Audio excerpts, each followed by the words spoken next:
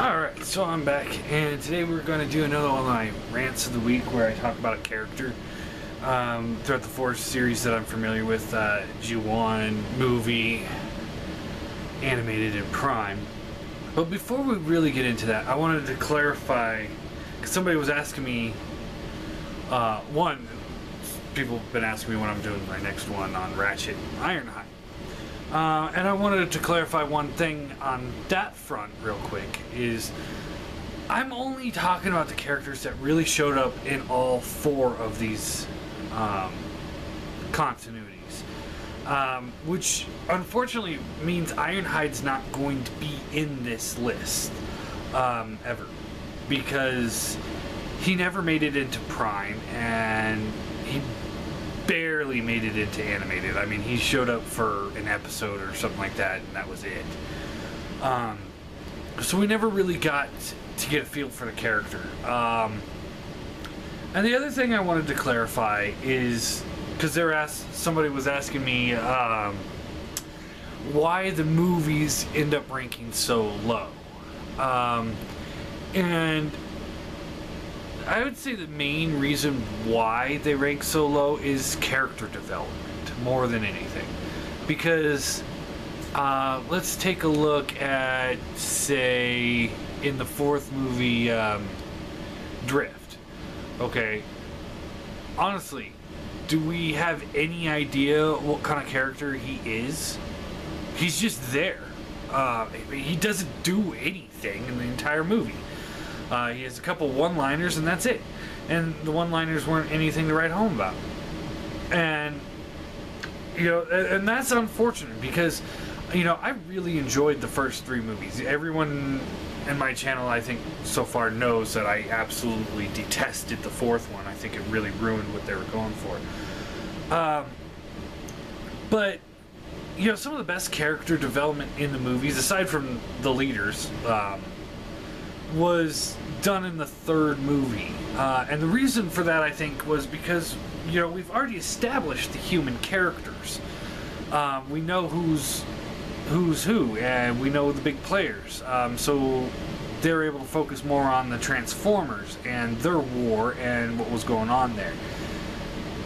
In the 4th movie, we get a whole new cast of humans, and honestly, that annoying friend of Marky Mark that gets killed right in the beginning of the movie, he had more character development than anybody excuse me, anybody else in the movie, or any Transformers in the movie. I mean, yeah, we get a little bit of feel of Lockdown and Optimus and Bumblebee being a little jealous of Stinger, and we do get a little character development on Galvatron and what's going on there.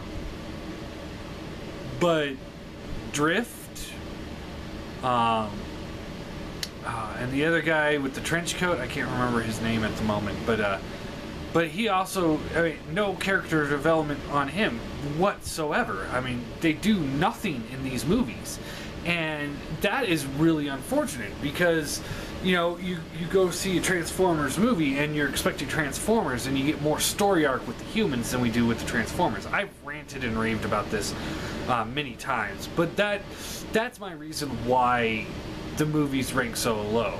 Now, briefly, we'll talk about Ironhide because of his 3 appearances in the 4 continuities that I know, animated ranks the lowest because he was barely in the show. I mean, I can't even remember if he had any speaking lines, and if he did, they were of no importance whatsoever. Then in the and then the second ranking on him would be the G1, because for me the most memorable scene that he's ever had was getting executed by Megatron on the shuttle, and that's not something to write home on. And Ironhide would actually, the movie Ironhide would actually rank the highest in my opinion, because in the first movie he had the best lines of any of the Transformers. You know, he did the whole, you know, "You're feeling lucky, punk," and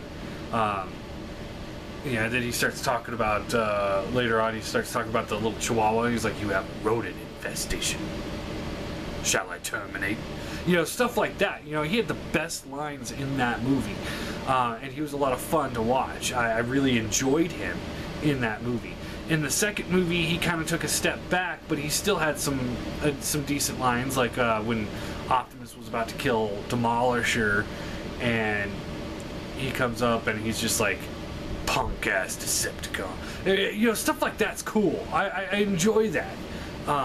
You know, that paints him off as, you know, the Clint Eastwood style character, and I really enjoyed it. But in the third movie, when he's doing his little standoff, him Sideswipe versus the Dreads, and you know, he gets in this big fight with them, and he kills all three of them by himself, essentially. I mean, Sideswipe was there, but it was pretty much Ironhide that did all the work. Well, no, that's not true. Dino killed one of them on the way, and so it was 2 on 2. But anyway, he kills those guys, and then as he's walking away, he's like, class dismissed. And it was just like, that's one of those lines that was like, okay, yeah, he's a badass because he knows what he's talking about, and he knows how to fight. And then he gets killed by Sentinel Prime, and it was actually, you know, a big moment in that movie because, one, you get the portrayal of Sentinel Prime, and two, you lose an important character like Ironhide. You know, later on in the movie when they kill off like Wheeljack, I was like, I don't care. When they killed Jazz in the first movie, I don't care. And the RC drones or whatever get blown up in the second movie. We don't know if they died, but they never showed up in the third movie, but, you know, whatever. But I didn't care about them. But I actually cared about Ironhide getting killed. I was like, shit, that sucks. He was actually a good character. So, that's what I'm talking about. I mean, he got some good character development. Sideswipe got some good character development in the movies. Well, not really good character development as opposed to...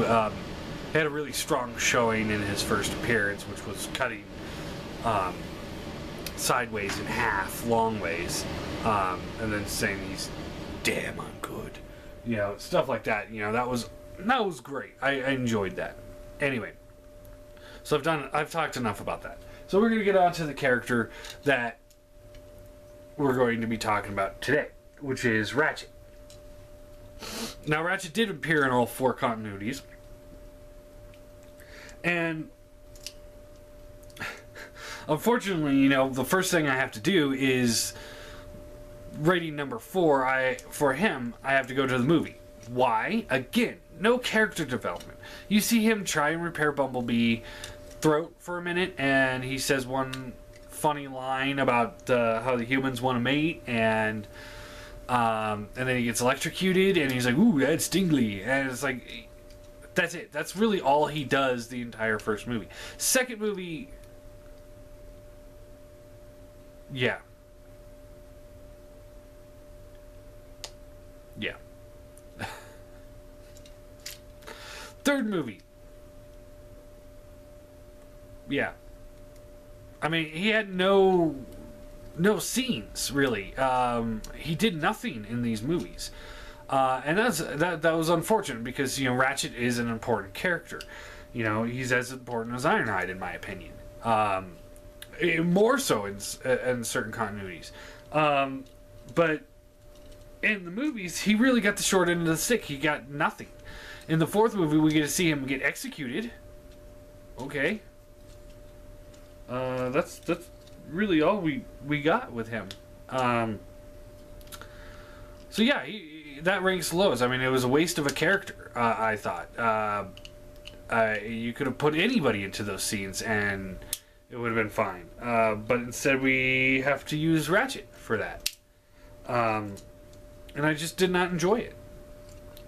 The second rating would actually have to go to G1. Again, he didn't have very much character development. He didn't do much of anything. He was a field repair, you know. He was the medic, and you know, Wheeljack was more important because he was actually doing things like building the Dinobots. Yeah, Ratchet helped with that, but it was Wheeljack that did the project. That was all him. And then he dies in the movie, so he just doesn't have a very strong showing in that show. I think part of that is because, you know, it's hard to write a medic, you know, just a medic. When we're talking about a huge war, it's hard to write a story about a medic and make him an interesting character. When we've got other characters like Optimus and Megatron and Grimlock and Starscream, it's hard to do that. And that's probably one of the things that faulted him in the in the live action movies as well. But at the same time, in those live action movies, had they focused more on the Transformers than the humans, he probably would have had more development. So for the second best rating of him, I have to go with the animated series, because I think he had a very good, strong showing in the animated series, and that was the first time we really kind of see him as less of just a field medic and more of like an old-timer field medic. You know, he's been through the ringer. He had like a broken horn, and you know, he had this backstory with RC, which was great. They were like friends or lovers or something like that, but you know, they don't really go into that too much. But you know, it was great seeing his character get pushed past the limits of, oh, I'm just a medic. There was also this huge feud going on with him in Lockdown. Like, they just fucking hated each other, and it was great. And yeah, if you want to see a good story arc with Lockdown, just watch animated. Don't watch the new movie. He's much better in animated than he is in the movie. And he's essentially kind of the same character, just more badass. Anyway. But yeah, that was the first time we kind of see Ratchet as crotchety old man. He's trying to be the medic. And he also had a lot of self-doubt too in that show, because the little girl had that key that she would just touch the Transformers and it would repair them, which was kind of stupid, but it also created self-doubt for Ratchet, because you know, he didn't know if he could continue repairing the Transformers after they lost the key. He just didn't know if he could do it, and he had a hard time doing it. So it was great watching it, and I really enjoyed the character. And of course, my number one slot has to go to Transformers Prime Ratchet, because he really did do a good job in that show. One, crotchety old man. Like, they took what was good about him in G1 and in animated, and then refined it for Prime. I would be hard pressed to see a better version of Ratchet out there. I mean, he did repairs. He kind of was gripey old man style. He tried to experiment. You know, there's an episode where he created the synthetic energon that he tried out on himself, and then he went haywire, which was a great episode, especially at the end when he thought he could take Megatron, and Megatron just punches a hole in him, and he's just like, okay. Throws his body down by knockout. It's like, okay, here's your test subject. But I really think he did a really good job in that show. He was fun to watch. It was fun to see him, you know, talk about humans at first, and just kind of like, we shouldn't have them on the base because we might step on them and they'll go squish. And then, you know, later on with there's one episode, I can't remember which one it was, but Ralph was watching this little video that was a dancing monkey, and he was trying to keep his composure the best he can, but then he laughs anyway, and you know, stuff like that. It's like they did that really well, where you know, he's trying to be that old, you know, crotchety old man, but he can't always be that because they're making him enjoy things again. I would say probably his strongest showing was when him and Wheeljack teamed up against Soundwave, trying to keep that one device from him, and then he decides that, you know what, instead of fighting Soundwave and trying to get this device, let's let Soundwave have it, but we'll bug Laserbeak so that we can get the information on the rest of the stuff, which was a genius idea. You also see him with self-doubt, with repairing Bumblebee's transforming cog, because he never was able to repair his voice box. Near the end of season 3, he basically teams up with the Decepticons to help build the whatever it was, the thing that was supposed to rebuild Cybertron. So he teams up with Shockwave, and they're building this, and the little rivalry he had with Knockout was great. Just everything about the character was great in that show. I really enjoyed it. So yeah, I think he definitely deserves my #1 spot on best Ratchets of those continuities. And again, no, I never watched the Unicron trilogy, but someday I will. But as far as I'm concerned, and I'll give the new show a shot once it comes out or whatever. But I'm not holding my breath on that one. But anyway, so yeah, there's Ratchet. I guess my question of the day is going to be, what were your thoughts on Ratchet? What's your favorite appearance of Ratchet? And blah, blah, blah. Next time, I think we'll be doing Soundwave. And I know some people were concerned that I would focus too much on the cassettes.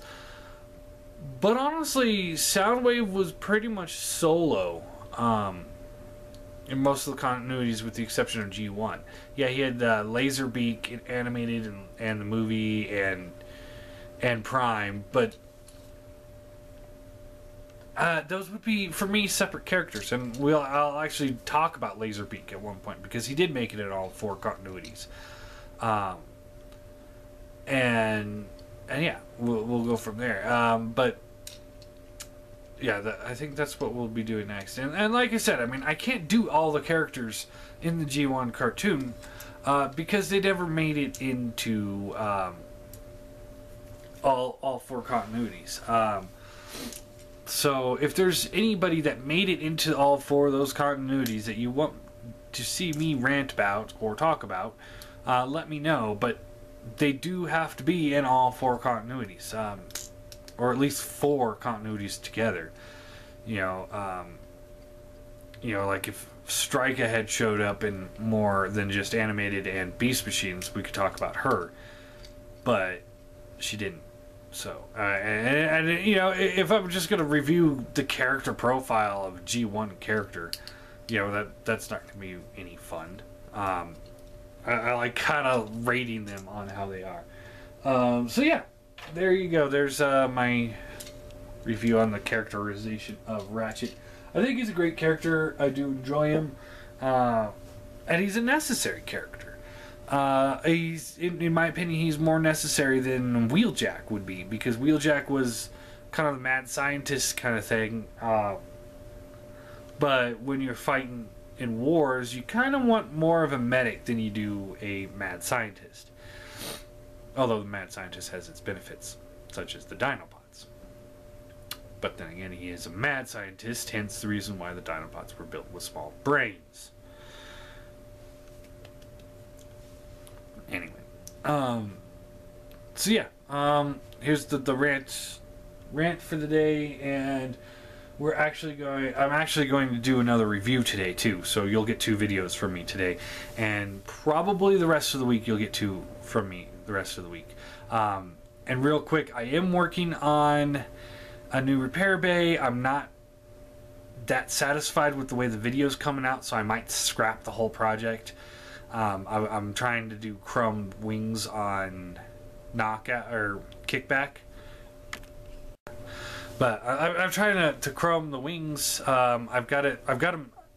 He's looking great. It's just the video isn't coming out as well as I want to. Repair Bay is not. It is quickly becoming my least favorite of my videos because I have my reviews, I have my rants of the week, I have Repair Bay, and toy hunts. I want to bring back the toy hunts as soon as I can. Right now I have no money, so it would do no good to hunt around. But the